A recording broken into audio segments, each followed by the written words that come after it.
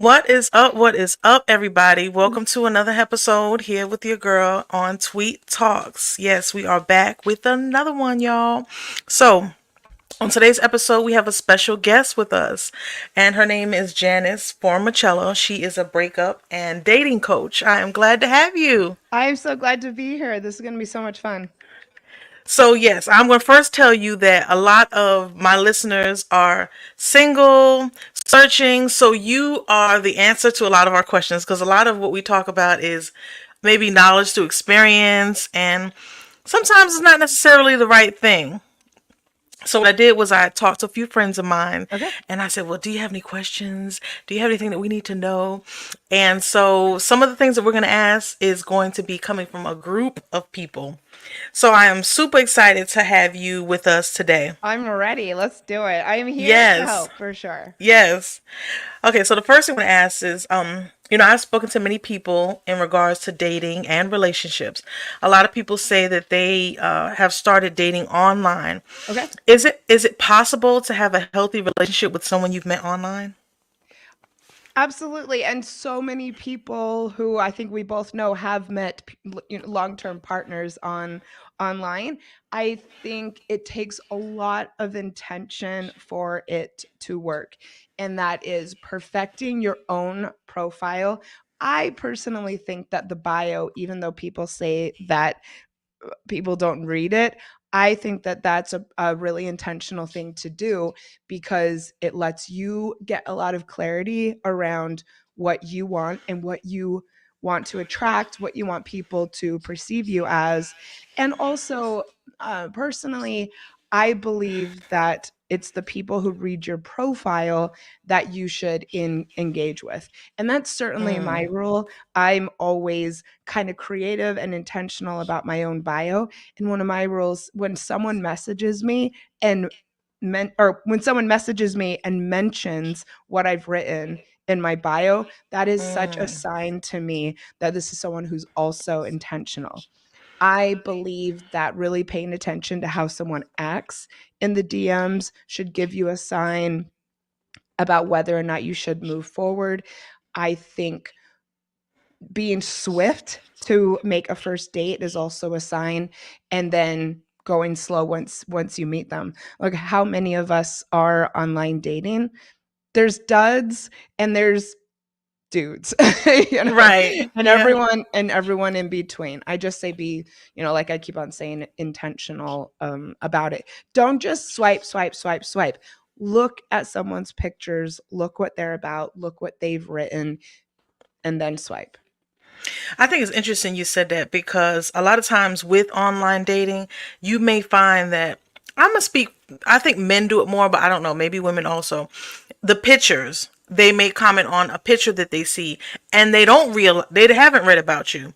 Yeah. One of my experiences was during online dating. I put up friendship, and the guy that I was talking to, he was talking about relationship, and he didn't even look at the fact that it said friendship on there, which ultimately means, friendship first and then, whatever else goes afterwards. But it was funny because he really did not even pay any attention to that. He looked at the pictures. So, I have seen men in bars on the subway just swiping and not even looking. yeah. And yes, I mean we're out there to meet good people, so why not take just a little bit more time to see even if they've written a bio, if they've put thought into it the way that you are. Right. That shows a little bit of interest. That's so true. Yeah. Mhm. Okay. So I found that in dating today, there's a lot of men that say they are not ready for a relationship. For a woman that does want a relationship, what would you say is a good time frame to wait around for this person to want to be exclusive? I would never wait around. Right. I think take them for their word completely. If that's something that you want, I think you deserve a lot better than waiting around. I don't think that that does well for your confidence. I don't think that that puts out a good vibration at all. And so I would say zero time. I mean, they're Right. being honest with you. Isn't that great? And Yeah, if you that want something casual as well, you need to be honest with yourself. I think a man that says that is wonderful. He's being true to himself and what he wants, and let Yeah. him. Yeah, it kind of gives you the opportunity to realize that he's being honest with you, which I feel like women always say that men are not honest about what they want. And then when they're honest about what they want, we want to shift their mind. We want them to be ready now. And so we have to realize that, if he's saying that that's not what he wants, you can't kind of woo someone into wanting it or put yourself in a situation where you're offering more to him to make him change his mind. And then, You I know? mean, inevitably, you will end up feeling, your lack of self-respect, I think, will go down, and plus you're gonna miss out on other men who are ready, and there are a lot of men out there who want long-term relationships. So I would say, yeah, like I said, a man who's upfront, I think, is a good man, but he's not for you. Right. Especially not at that time, especially if you guys want two different things, right? Yeah, Yeah. that makes sense. So dating with children involved. Okay. When is it okay to introduce him or her to your children? So I have sort of strong opinions on this. It's something that I've covered a lot on my podcast, Breakups, Broken Hearts, and Moving On. Hmm. And I believe that when you are new into a relationship, it is very, very important to set a really good foundation and be very positive that this is going to be long term before you introduce children into it, for so many reasons. The one who has the children, or if it's both of you, I think would want the children's best interests at heart. And that would mean really knowing that this person is going to be around. And I actually believe that the longer you can go without introducing the children, the better. And also for the children's sake as well. I've dated people with young children. I think it put like a completely different dynamic in the relationship. And then for me, when it didn't work out, I felt a little guilty. It added complication. And so, yeah, like I said, set a firm foundation, and then bring them in. It really also sets different expectations on the relationship when you're just like, boom, these are my children. And I think that it takes away from growing the intimacy first. And also be really, really honest with yourself about if you are up for that. I have decided I don't want to date people with young children because of just everything that it brings into the relationship. When I have in the past, I have asked that we wait. I mean, you're trying to build a relationship with your partner first, and then the children. I agree. I agree with that. Okay, so I'm a person that believes that if you're in a relationship, you should not if you're not in a relationship, you should date multiple people Yeah. until you are in a committed relationship. Would this be considered healthy? This is my thought now. I don't know how healthy it is. Oh yeah, I think there is so much to be said for casual dating, for sure. There's a lot to be gained from casual dating. You learn about yourself, you learn about what you really really want. I believe that exclusivity requires a conversation around that, and before that conversation takes place, I think you should be out there kind of using dating as a bit of an experiment at, what turns you on, what type of people are you gravitated towards, what do you consider a turn off. And if you are really really interested in one person, explore it a little bit more, see if you're even able to have this conversation. I mean, these deep and meaningfuls, that's something that you're going to want to know before you become super exclusive. And one of my biggest tips for dating is go as slow as possible. And so, yes, I would say if you're not exclusive with someone yet, don't just jump into it because you both are like totally vibing. See how things go over time. Like spread out your dates so that you can have time to reflect and see if this is something you really want to commit to. So, yes, I do think that that is a winning solution completely. Okay, cool. So that means I had a little bit of rightness in there.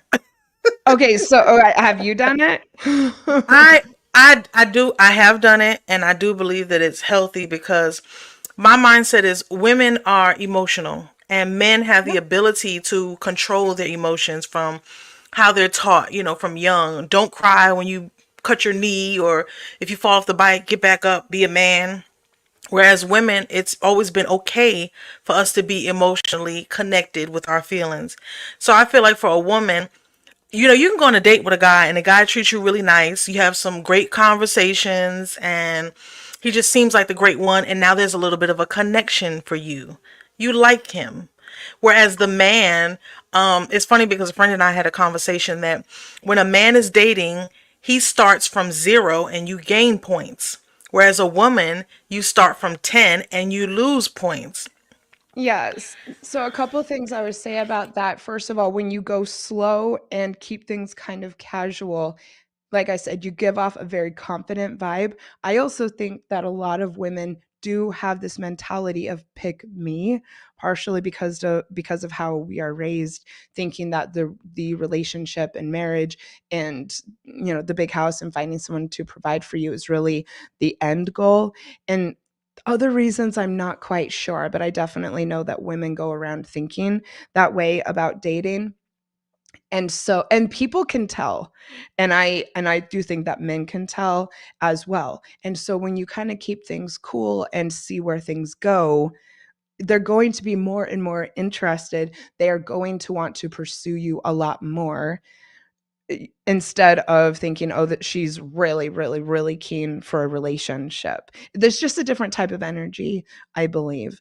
And then a second thing that came to mind is, yes, you are right that women start from 10 a lot of the time. And when you meet someone that you are attracted to, a lot of us start to immediately write a story about what is going to happen and how this is going to end. And then your expectations just skyrocket, and you end up either being disappointed, you end up telling all of your friends about this, and instead of getting to know the person, you attach yourself to what's going to happen, and it's really a losing situation, because then when there are red flags and things that you should be wary of, you've already decided that you want this to turn into a relationship. It makes it harder to walk away. That is completely true. I didn't even think about that because we are like, most of us women are raised thinking about, we start with Barbie dolls. We start playing Completely. house. We Mhm. start, playing to be a mother figure, a caretaker for so early, so we don't get the opportunity to kind of get to know the other partner. We're not taught that. We're taught to be, feminine and in our feminine energy. So that is awesome that you said that. Well, and Um, being in our feminine energy can allow the man to either take charge or pursue us, because that's what we deserve, and a lot of men really want to do that. And so yeah, I would say that that would be being very feminine. That is, which I'm gonna ask you something else that you just mentioned. I hear a Okay. lot of men saying that a woman needs to stay in her feminine energy. Why is this important to a man? I do believe, as I just mentioned, that a lot of healthy men who are really, really confident in themselves do want to take the lead, and do they they feel powerful and masculine when they are able to do a bit of the pursuing. Now, I think staying in your feminine would mean something different to a lot of people. And so I'd want to know what exactly, each man considered that to be. But I do know that possibly I'm what you call a social constructionist. And I think how a lot of men are raised is they really feel empowered and masculine and kind of turned on by being able to do that. And but I'd want to know more what exactly that means. Yeah, definitely. Mhm. Because I hear it so often, it kind of just throws me off. It's a It hot topic does. for sure. It is. Mhm. I believe that when you have been single for a long period of time and you're looking to be in a relationship, well, being single for a long period of time, you march to the own beat of your own drum. Hell yeah. Um, so what? So what tips would you give a single woman looking to date that has kind of marched to the own beat of her own drum when she wants to, how she wants to? She's been independent. What tips would you give her in dating? Well, first of all, you're probably going to be really magnetic. Being single for long periods of time and doing things your own way takes confidence, and it builds confidence. So as far as whether or not men are going to like that, I'd completely push back and say don't even worry about it. Everybody wants to be with someone who's confident. A confident healthy person wants to be with someone who's confident. So I would absolutely see it as a strength for sure. I have lots of men comment on the fact that I am so okay on my own and that they find that very compelling and sexy. So I would say if this is kind of in your mind, tell yourself a good man is going to be rooting you on. It's amazing that you said that because I've always noticed that. I've noticed that Mhm. when a man comes into your life and he's like, wow, you're single, you do what you need to do for yourself, you're good. It's definitely a magnet.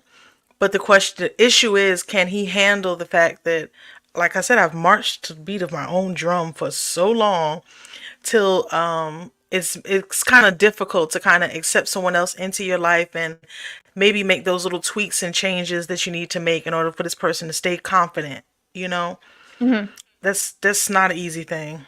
No, and maybe, yeah, and maybe a man isn't used to it, but I think a good man would want to get used to it. And even if he feels a little intimidated at first, I think being interested and curious about a woman who's like that would be a really good indication that this is someone who respects you at the very least. That's a good place to start. Very Mm. true. Um, okay.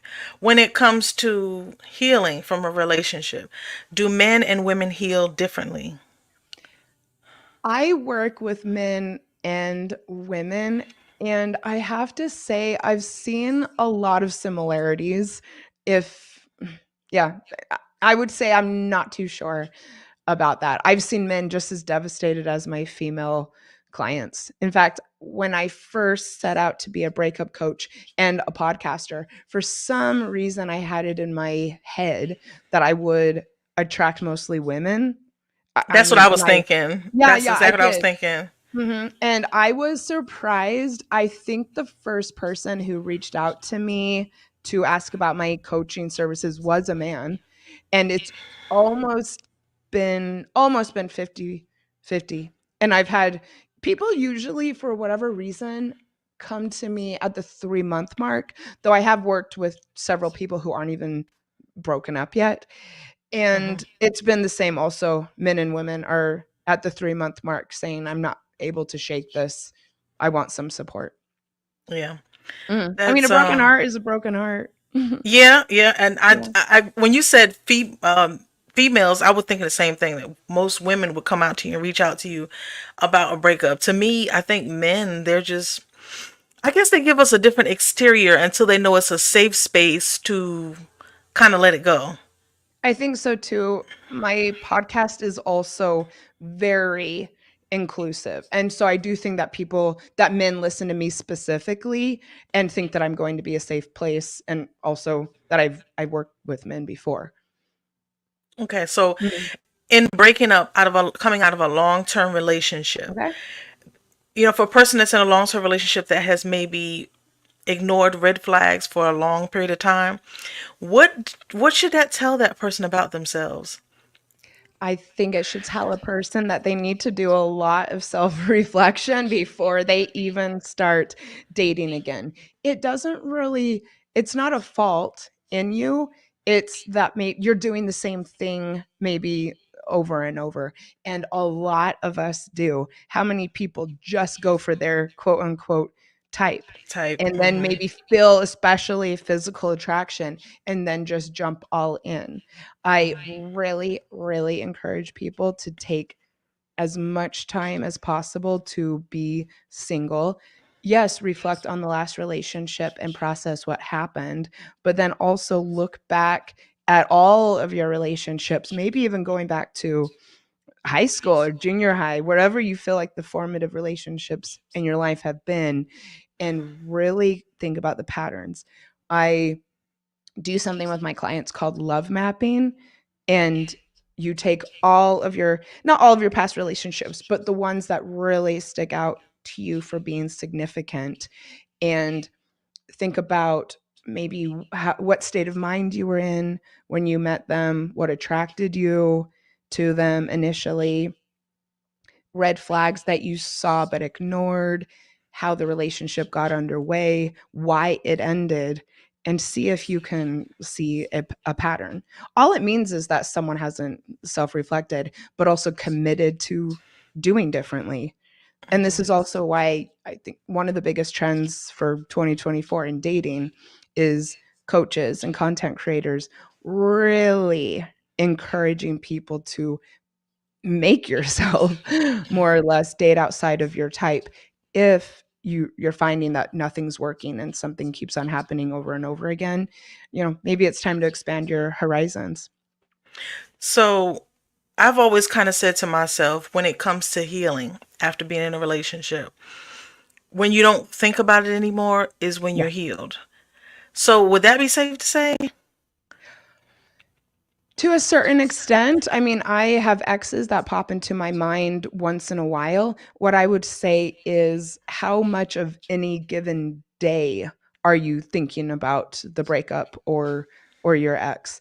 And it will become less and less and less, and you'll still think about it, but I would look at it as part of your day, and also a good indication that you're healing is how often you bring it up in your conversations with people. When we're first broken Mm, up, I mean, we're talking about it all the time too. Whoever will well, listen. listen, yeah, Mhm. yeah. And you'll know that it's on your mind less and less when it's just simply coming up in conversation less and less.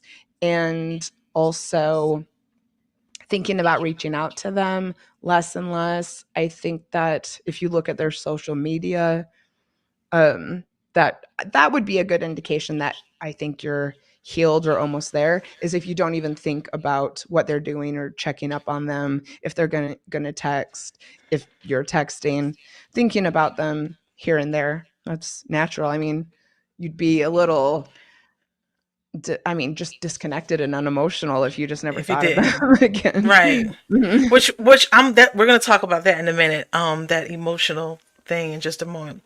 But another question I do have for you is: many women see their single season as a time of loneliness and sadness.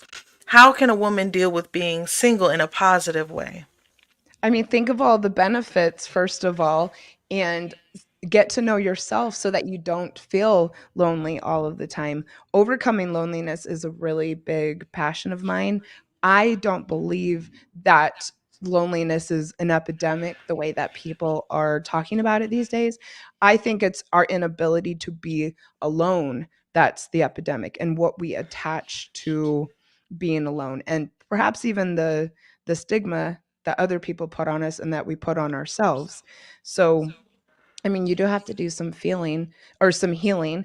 And then, yeah, like I said, get to the point that you are completely secure on your own, because people aren't band aids and people are not there to, fill a void or make us not feel lonely. People are there to connect with and build something rich with. And so I say, give yourself grace and make a game out of it. I love to support my clients to learning how to do things on their own and then love doing things on their own. And it can be as simple as taking yourself out for a drink, taking yourself out maybe for dinner. I even have known people that never went shopping on their own. And so, think about where your pain point is or what makes you most uncomfortable to do, and then do it. And it can be hard for people at first. A lot of people say they think it's weird to go places on their own, but I assure you, once you get out there, you will see so many other people who are doing it too. I also think after a breakup, it is really hard because we plan things around our partner, which is normal and wonderful, but it can create sort of like white space in our week. Hmm. So, for instance, Yeah. what are we going to do on the weekends? What am I going to do with my Sunday? I always vegged out with my Holidays. partner. And yeah, holidays as well, I Hmm. suppose. I mean, I spend Christmas alone and absolutely love it. I travel for Christmas and, think that it is absolutely the best. But I would say plan ahead of time. Don't let yourself get into, start spiraling because you don't have a partner to hang out with. All of these things that I just mentioned allow a woman to grow her confidence. If you can be alone for however, long of time, you'll you're confident. You can't be alone if you don't believe in yourself. And then when you get back out there, like I said, people are drawn to you. So I think it's Mm. interesting that you said that because I was just talking to a friend yesterday, and recently I had went through a few surgeries, and I was talking to him, and I said one of the things that I plan on doing this summer is going out by myself and doing Okay. things, whether I have somebody with me or not. Years ago I tried it and it was extremely difficult to do because I was always around people. Now I'm at a place in my life where I don't have as many people around. So I've decided to, go to lunch and go Yeah. different places together. And it definitely builds the confidence because you don't really have to worry about waiting around anybody else's time. Mhm. You're not on anybody else's time. You have the choice of whatever you want to go eat. You want to eat what you want to eat. And coming out of a relationship, that is important because you don't have that, the thought of somebody else to kind of keep in consideration all the time. I mean, Even, yeah, you get to do whatever you want. yeah, I mean, that's awesome. A lot of my clients really embrace this whole doing things on their own. I'm surprised how many people do find it confronting, to be honest. And then by the time that we're done working together, I actually do have a lot of clients who say, "I'm just going to keep riding this train. I never thought I would be so happy on my own. This is great." yeah. See, I think Mm. that for me, I think it was, well, one of the reasons, well, I will tell you, one of the reasons why I started a podcast was going back is to, I was in a narcissistic relationship that I had no idea I was in, of course, until later on when I realized all the signs. It started through TikToks. TikTok was on this wave of talking about narcissistic Yeah, I relationship. know. Yeah, it was like everybody was just learning at the same time. And Yeah, when I realized narcissism awareness really had a moment there. it did, it did. It was like everybody was just waking up at the same time. And for me, it was every single thing. And I mean, I even went to school for it and still didn't even really pay attention to it. Yeah. When I started to see all the patterns and how I was a part of a normal pattern for this person, it was devastating coming out of that. It was very difficult going through the whole blocking and Good for detaching you. and no reasoning. It was I anybody that's listening, it was really difficult because you don't realize what a trauma bond is with this other person until you're in the process of trying to get out of it. Mhm. It is really difficult, and it was one of the most difficult experiences that I had been through before.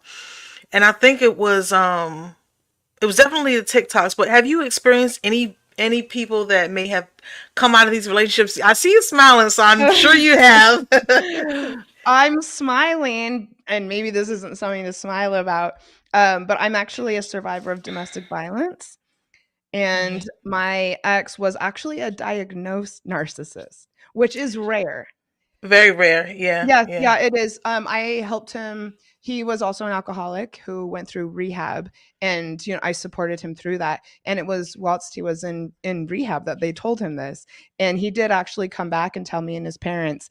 And I didn't really know what to say. I'd never really encountered this before. It was years before it became so trendy to talk about. Hmm. And so yeah, I do have a lot of experience with that. And yes, it was hard. I mean, he would tear me down in order to elevate Do himself. you? Even Yeah, just inside the yeah, relationship, he somehow got off on that. yeah. And I left and went back 4 times. He kind of arranged things so that I did feel very not just dependent on him, though I did. I mean, by the end of it, I felt like he was my only source of even emotional support, which is just laughable right now. He never helped me through anything. Yeah. I Yeah. helped him Yeah. through everything. Yeah. And also, even though someone may be treating you horribly, you can still develop a complete addiction to having this person in your life, and you get used to having this person in your life, and so it can be, yeah, really hard to pull yourself away from. I mean, a lot of studies say that leaving a partner or having a breakup triggers similar things in your brain to trying to wean yourself off from a drug. Yeah. And it taught me that it can be really, really difficult to leave something that's harmful to you. A lot of people don't understand that. Yeah. I one of the things that was should have, I'm going to say should have stood out to me the most is the urgency to know everything about me very early. Yeah.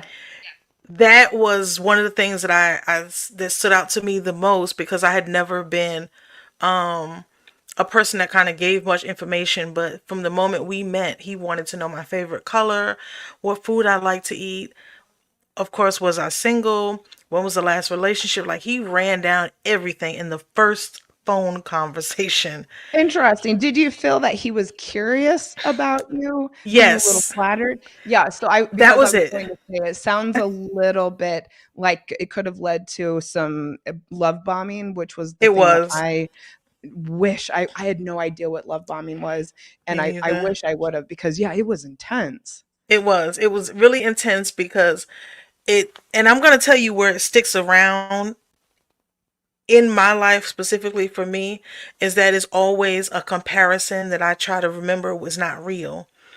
Going forward in my life, the things that we did, we took trips, all the things that us as women, we have that dream of a man or a woman that we want in our life. And when we think of this person, they fulfilled all these dreams in our lives very early. And Sweeping us off our feet yeah, is how we yeah, see it. That is not that's healthy. it's not. And it's almost like it gives you the endorphins to get through life, because when I think about how I was, like I went on a really big I was working out every day. So I was like doing all that. I felt great.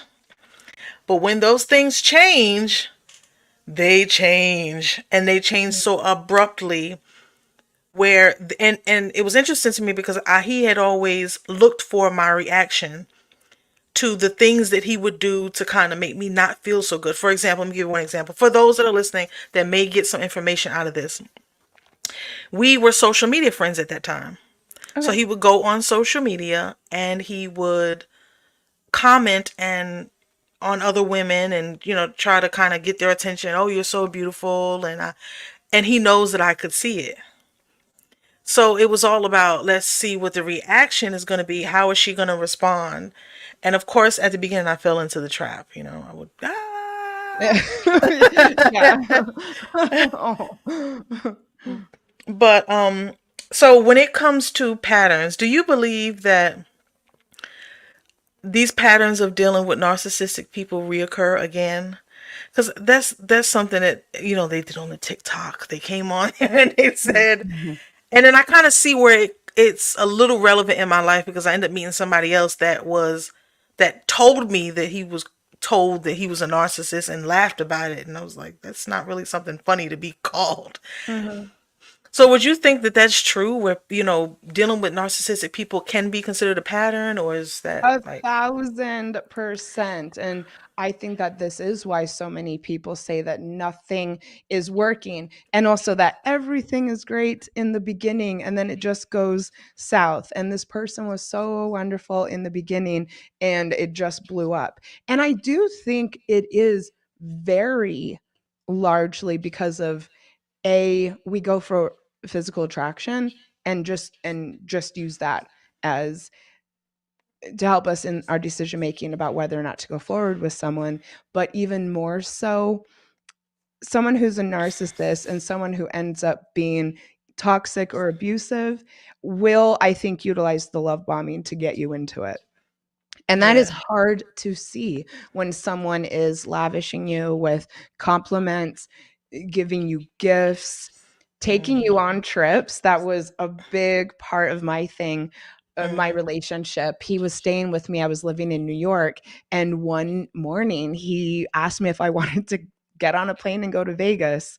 And it wasn't just going to Vegas, it was like the nicest places, partying all night, going to the fanciest restaurants. I thought this was great. It's completely inappropriate for someone you've only been going out with a month. Hmm. But when you're desiring a relationship and someone starts layering all of this on, you do feel compelled to get into it, but it's not real, it's not healthy. Like I said, it's not appropriate, and you need to really watch out for it. Yeah, Mhm. I think at the end, the stages of where it almost haunted me to sleep at night, because I felt like there's a part of you that feels like you're leaving someone that needs your help. Yeah. And you get so wrapped up in this person and feel like, you know what, if I leave them, I'm not a good person because they need me, and not realize that a relationship is both ways. It's this person at the beginning gives this image, and then all of a sudden they change, and you're wondering, where is the one that treated me so well? Like And wrote nowadays, me love letters yeah, like and told me how I mean, great I was. yeah, like nowadays, when you compare, after being in a relationship like that, when you compare a regular relationship and you say, okay, this person is not even opening the car door for me. This person is not. You constantly compare. You're constantly comparing. And then I think for me, it was one of the things I had to tell myself is that was not real. So Yeah. going past that, because I completely went no contact, Good. I know a friend of mine that actually knows him and knows the person, I guess, that he's dating or pursuing, should I say, now. And Mhm. everything that was done for me was then done for this person. And I was like, I don't even want to hear it anymore. Yeah, I know. Good, Because, good for you. And she should not be relaying that back to you. right, because we don't know what role she plays in, when it goes to the flying monkey thing, that is so real. Because there's so many people that play a part in keeping this person into what they're doing. And you don't Yeah. realize it because you're, Mhm. moving on a regular way of thinking. I mean, even someone's parents would be completely unaware that this is how they treat their partners. And Yeah. a lot of people who do have these tendencies do absolutely have at least parents who are propping them up. And they would probably consider themselves a lot of the time to be the golden child in the family. Yeah, see, for me, it was he had got my mom so involved, and I said, "Listen, don't call me about him anymore," Oh, wow. because she didn't realize that I'm telling her like he's not the same person. But because he put on such a wonderful image at the beginning, we're taught in relationships to stay and to not to be troubled by the negative things, to remember all the positive things that happen in a relationship. And I think that that's where the problem happens with relationships today, is that we have to make sure that we are in tune with the healthy part of Yeah. things and not just the great part. We have to, is this healthy? Just like you mentioned, a person love bombing you really early is not healthy. It's No. taking you to like an ultimate high that, And you're not getting to know them at all. You're getting to know these actions, and you're getting to know mm, the way that it feels, which is exciting. And sometimes when our nervous system is activated by these things, it can be a sign that maybe you should, check yourself and double check this, take a step back, think about it. Because I get the fireworks that people want to feel, but feeling that way is not feeling calm. And you, I think, should feel calm and confident when you're moving forward with someone, not that it's a whirlwind romance. How are you getting to know the person, and why are you feeling all of these things physically? yeah. I think us as women, we just want, especially, I think when you've been single for a while and you run into this type of situation, it's like, okay, this is wonderful. I've been waiting for this for so Totally. long. I had been divorced about a year and a half before meeting this person, and I had been married to someone who wasn't exciting, who actually did not want to travel, who was a homebody, who didn't have passion for really anything that I can think of, especially in the last couple of years. And so, yes, when I meet someone like this who is complete opposite, I'm thinking, oh, finally, this is, yes, what I was missing before. I was a Yeah. lot younger. I had not done a lot of self-reflecting, and yeah, this was way before there was any awareness about narcissism or love bombing. I had so many friends encouraging me to move forward with this person because they thought he was so romantic. And Yeah. my parents, when they met him, thought, wow, look how charismatic he is. He's really got his shit together. This is Hmm. wonderful. They actually kind of pressured me to stay with him even when things started going Hmm. bad.